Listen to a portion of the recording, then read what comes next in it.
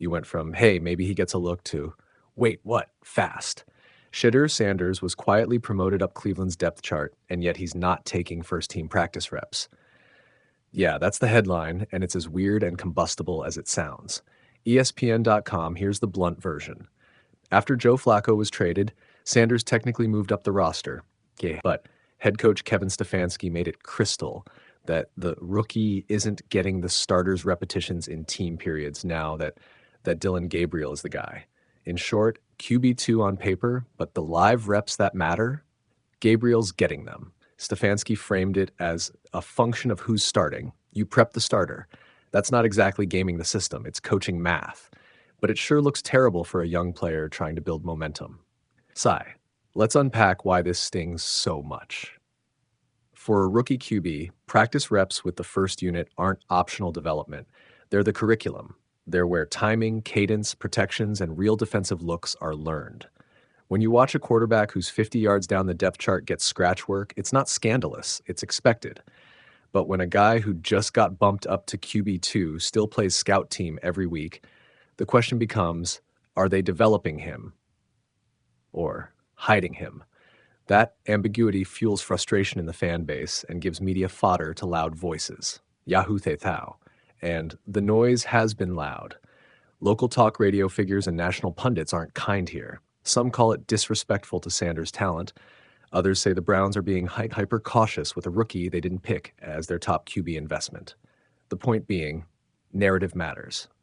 When a roster move isn't followed by a visible change in reps, it looks like either indecision or neglect, neither of which plays well publicly. TheSpun.com. Now, the coach's side, because it's important to be fair, Stefanski isn't saying Sanders is a problem. He's saying Gabriel must have every rep to grow as the starter. That's a defensible position if your priority is getting the guy who's going to take the snaps in the game as comfortable as possible. It's also the more conservative path. You avoid a scramble if the starter falters mid-game, but you risk stunting the backup's real game readiness. Those are trade-offs, not malice, but fans rarely accept we chose the safer short-term path as a satisfying explanation. What this all does is compress pressure into three possible outcomes, none of them pretty if you're Shedeur. One, he waits it out and gets his turn later this season, having sacrificed early momentum. Two, mounting frustration turns into a public rift and he requests a release or trade. Or three, the Browns get so desperate that they swap the depth chart again. Chaos on demand. All three outcomes change the narrative and the roster in ways the Browns clearly don't want midseason. Prediction, Browns will try to avoid each, but the clock is ticking. Opinion time, and keep in mind this isn't a headline, it's a read of incentives. Cleveland's front office built a rookie room with two projects. They've favored the one they see as closer to ready. That's defensible if you want to compete on the margin. It's terrible if your goal is to develop both prospects and monetize one into long-term success.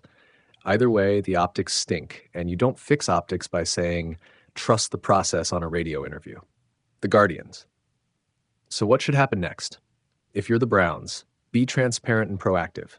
Give Sanders weekly first unit periods designed for starter work, or explain exactly why you won't, publicly and privately. If you're Sanders, stay positive publicly, push privately, and be ready to move if development stalls. For fans, temper fury with patience, but don't pretend silence is a neutral act. Silence is a statement too, and right now it reads like, we're not sure. CBS Sports one final thing. This isn't a moral tale about good and evil. It's a football problem dressed up as drama. Coaching staffs make calculated choices. Rookies need reps. Fans expect fairness. Media amplifies contradictions. Cleveland's choice to prioritize Gabriel's reps makes sense in the moment, but it's also a high-risk, high-friction play, especially when the backup happens to be a flashy name with a built-in audience.